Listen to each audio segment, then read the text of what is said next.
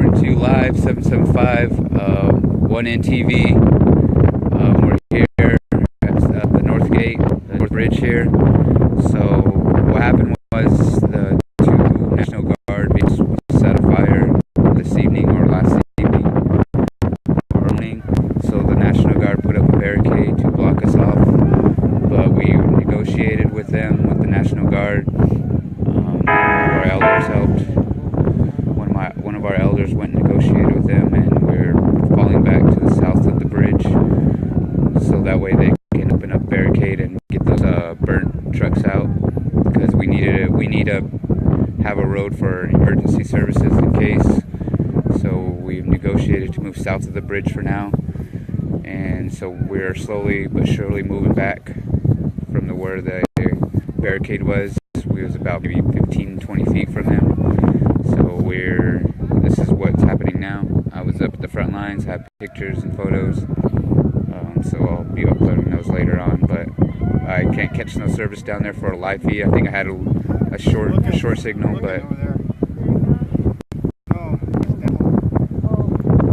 so as of now we're moving back to camp to regroup. So we're asking everybody that's on their way to punch it a little bit more. But as of now, that's the only information I have at this point.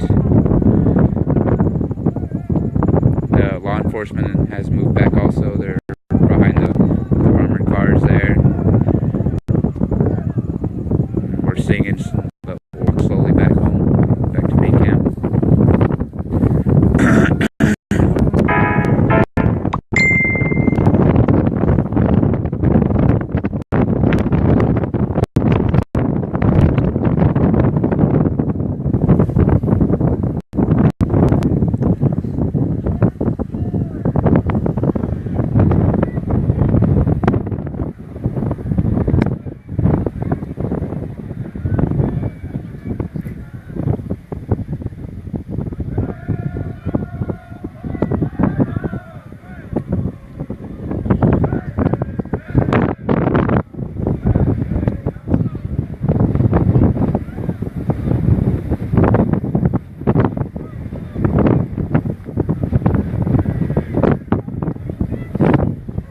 So we agreed that if they move back a little, we're going to move back a little, because the tensions were really high. They had their guns drawn.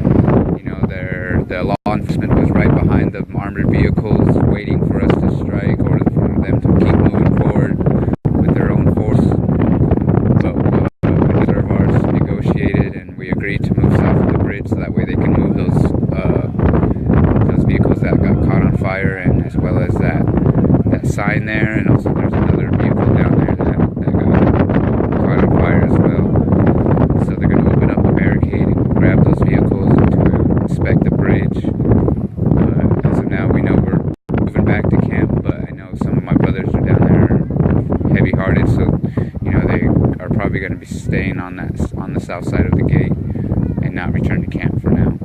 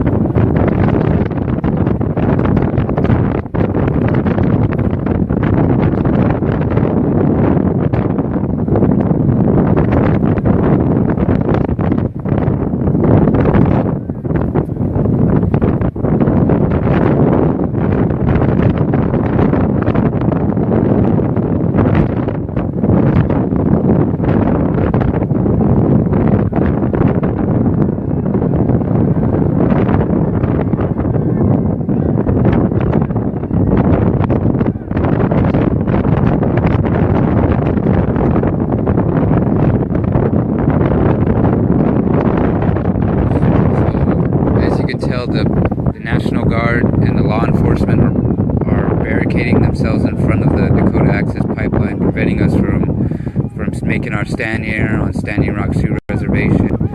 You know, they're protecting this pipeline so that way the pipeline can be built without us, you know, saying our prayers in front of that pipeline and making them stop for the day. You know, we're never violent, but you know, the things that happened yesterday, you know, a lot of the warriors were heavy-hearted, you know, so they stayed up all night ensuring that our camp was safe. And I assume that these National Guard trucks started to pull in and try to push us out from this bridge, so they made a stand last night. I wasn't here to coverage on that, but I'm here now this morning, or I don't even know what time it is, maybe 10 or 11. Let me check. Actually, it's 1:45. Wow, it's just time passes quick here. But you know, we're slowly moving back from the bridge here from the main camp back there.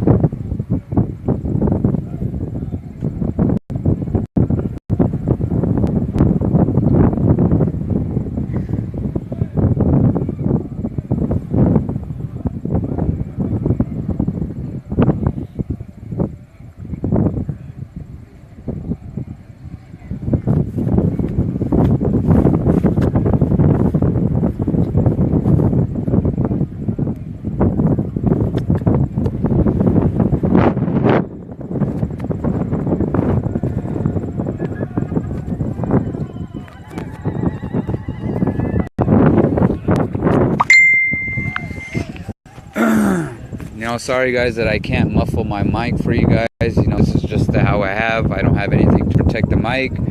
So you guys are going to have to work with me here on what I have with what I got. So I apologize in advance.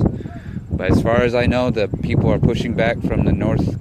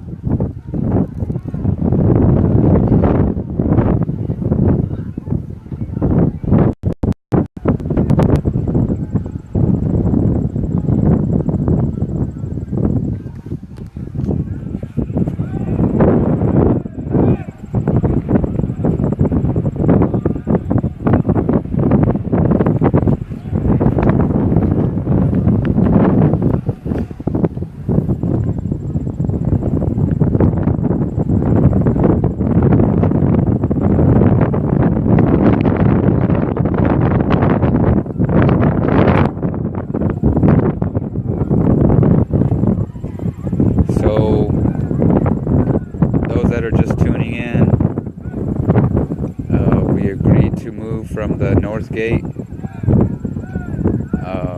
We're literally maybe a half a mile from the camp. Things were tensions were high earlier, as we were pushing forward. The law enforcement was moving in. We negotiated to where we are moving back past this gate, this bridge here, and the law enforcement, also Grand National Guard, has agreed to move back and open the barricade and get the burning vehicles out, and also that sign and somebody's personal vehicle out there on the bridge. So the people are moving slowly but surely, and they're making their way back.